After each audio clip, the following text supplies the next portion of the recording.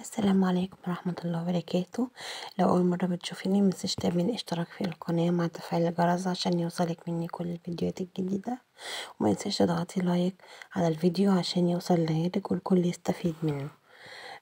يا جماعة والله اللايك بيفرق معايا جدا، وبيرفع الفيديو. بقالي فترة ما عملتش فيديوهات، بصراحة انا زعلانة جدا لان اللايكات ضعيفة قوي قوي والمشاهدات كمان قليلة قوي، وبصراحة حاجة تحزن. يعني الواحد بيتعب وبحاول ان انا على قدر الامكان ان انا اجيب لكم معلومات تفيدكم ومحدش يضحك عليكم، وفي الاخر الاقي مفيش اي تقدير. طبعا والله العظيم انا ما ببقى فاضيه ان انا ارد على حد على الواتس يا جماعه، اللي يبعت لي واتس واللي يبعت لي فيس، انا اصلا مش فاضيه. انا يعني الفتره دي كمان احنا واخدين دور برد كلنا المنتشر وانا مشغوله جدا وعندي ضغوطات كتير، ومش قاعده بجد الواتس والفيس وان انا ارد عليك وكلام من ده. تابعوا القناه وانتوا هتستفادوا اكتر، فاهميني؟ انا مجمعه في الفيديو ده سونارات كتير جدا، صور كتير اتبعتت لي، وانا في ناس ردت عليها وفي ناس معرفتش ارد عليها، وان شاء الله يشوفوا الفيديو ويعرفوا اللي هم عايزين يعرفوه. اول سونار ده معانا هو لجنين، تقريبا هو ولد. انا مش هقول لكم بنسبة 100%، ولكن بنسبة 80% هو ولد. طيب معايا طبعا في اخر سونار خليكم معايا لاخر الفيديو عشان اشرح لكم حاجة مهمة جدا. هنا السونار بتاعنا ده برضو بحس ان السونارات بتجيلي مقلوبة، ليه مش فاهمة، هو بياخدوا الصورة بالعكس. السونار ده برضو على شكل فاصوليا، تمام، ولكن هي مقلوبة لفوق فهو ولد. برضو السونار ده جاي على اليمين قوي فوق في اول البطن.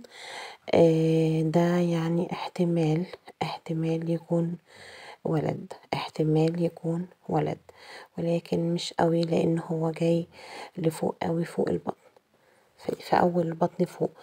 دايما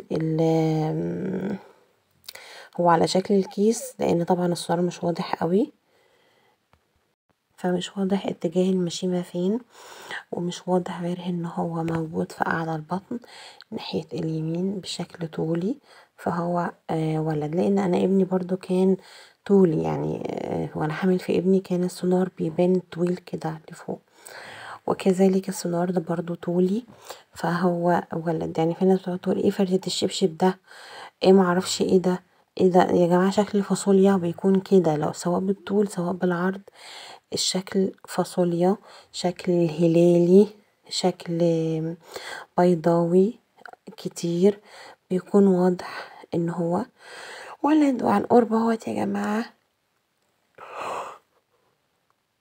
شكل فاصوليا. طبعا ما بنزل لكم الفيديو ده بالليل. ده طبعا معنا الشكل ده هلالي برضو ولد. دايما الولد بيكون جاي في الاتجاه فوق في الاتجاه اليمين او في نص البطن، في الاتجاه اليمين من فوق او في نص البطن. ده برضو معانا ده ولد. والله يا جماعة انا لو انا اقدر ارد على كل واحدة واقول لها انتي حامل في كذا ومن شكل الكيس كذا، مش من شكل الكيس بس، انا ببقى عايزة اشوف المشيمة فين. انا بشوف حاجات كتير جدا عايزاها واضحة في السونار عشان اقدر احدد لك نوع الجنين ايه بالظبط، عشان يعني ما تجيش تقولي لي ده انت قلتي لي كذا طلع كذا. لا، معظم الناس عارفيني وبيجوا يقولوا لي فعلا كلامك طلع مظبوط، يعني بيجوا يقولوا لي انت فعلا اللي قلت لنا عليه فعلا كلامك مظبوط. برضو الشكل اللي معانا ده برضو الجنين ولد. هيجي دلوقتي كذا سونار لجنين بنت، وهنتعرف على شكل سونار البنت وهنعرف الفرق ما بين الاتنين. طبعا بيبقى في اعراض يا جماعة، بيبقى في ناس كتير بتحس باعراض مختلفة عن التانية. مش هقولك ان كلكم زي بعض او ان كل واحدة هتحس بنفس الاعراض اللي التانية هتحس بيها. طبعا لا، طبعا مستحيل. طبعا السونار ده الناس غلبت فيه جدا لدرجة ان الدكتور على الجروب ما قدرش يحدد هو ايه، تمام، ولكن انا من موقع هذا الدكتورة واخدالها السكرين معلش هو غريب شوية. وانا هقولك ان هو احتمال ولد. تمام. لان انا شايفة برضو اتجاه المشيمة الناحية اليمين، فهو احتمال يكون ولد. ده طبعا واضح وصريح جدا، فاصوليا، شكل فاصوليا، فهو ولد. صاحبة السونار اللي فات ده يا جماعة بعتت لي كتير جدا وقلت لها ولد، ما اكتفتش بده، راحت نزلت على الجروب والناس ما محدش قال لها، ففي حد رد عليها وقال لها احتمال ولد، فجت وقالت لي انا اتاكدت ان انتي صح وكلامك صح جدا. حتى هي شيرت للدكتور والدكتور ما ردش عليها، ده في جروب على الفيس. ما ردش عليها، مش عارفة ليه يعني، بس هو احتمال ولد لان الشكل فعلا باين قوي ان هو هلالي. طبعا تعالوا هنا لشكل الكيس ده، دايرة واضح جدا وفي نص البطن بالظبط لفوق، فده بيكون الجنين أنثى، بتكون بنت. الدايرة واضحة جدا، لا هي بيضاوي ولا هي مايلة لا معوجة لا كده ولا كده. تمام. الدايرة واضحة جدا، وفوق في الوش كده فوق في نص البطن، لان البنت دايما بتبقى لفوق. تمام. حتى الحامل في بنت بتبقى بطنها مرفوعة لفوق، كمان ديت بنت بتبقى بطن الام بتبقى مرفوعة لفوق، بتبقى بتبص لفوق. اما الحامل في ولد بيكون الكيس طولي وبيبقى بطن الام بتبص لتحت كده. تمام.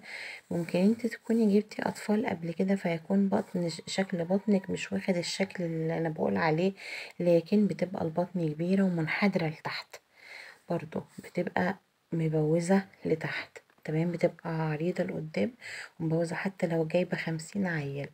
تمام. ده من شكل الكيس احتمال يكون ولد. فبتكون برضو شكل البطن يا بنات معروفة. يعني انت مثلا لو انت جايبة 6 7 عيال وحتى بطنك ترهلت او كده او برضو بيبان. تمام. في البنت بتبقى البطن مرفوعة لفوق، وفي الولد البطن بتبقى طويلة واخدة بوز لقدام زي كرة السلة كده. معانا برضو الشكل ده احتمال ان الجنين يكون ولد، والله اعلم.